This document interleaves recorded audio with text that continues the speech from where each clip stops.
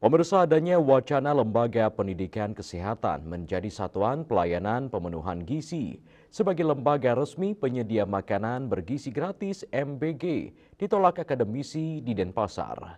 Pihak kampus ingin fokus mencetak nakes berkualitas.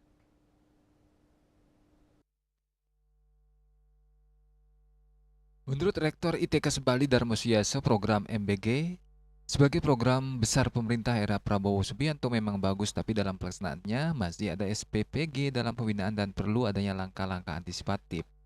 Bukan ikutan karena bukan bidangnya, hal senada juga diungkapkan Ketua YP2LPK Ide Bagus Arke. Dikatakan SPPG wajib menyediakan makanan bergizi yang berkualitas, sedangkan kampus kesehatan ingin concern dan fokus mencetak SDM kesehatan yang berkualitas, bukan ikut-ikutan karena tidak profesional bisa saja ikutan terjerat korupsi.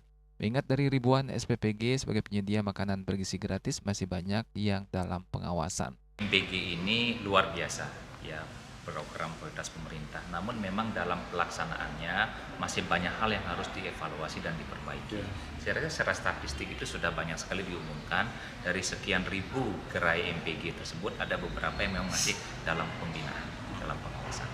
Bapak takutkah citra lembaga tercoreng juga kalau terjadi hal-hal yang Ya, kalau memang hal-hal yang memang tidak kita inginkan ya pasti akan demikian, tetapi tentunya kan ada langkah-langkah antisipatif yang bisa kita Nanti Pak fokus bekerja saja dulu di ya, sini. kita lembaga pendidikan berikan. Ya. Bagaimana dari segi pengelolaan? Ya, kita menolak. Ya. Kenapa menolak? Satu, bisa concern berpikir untuk meningkatkan kualitas.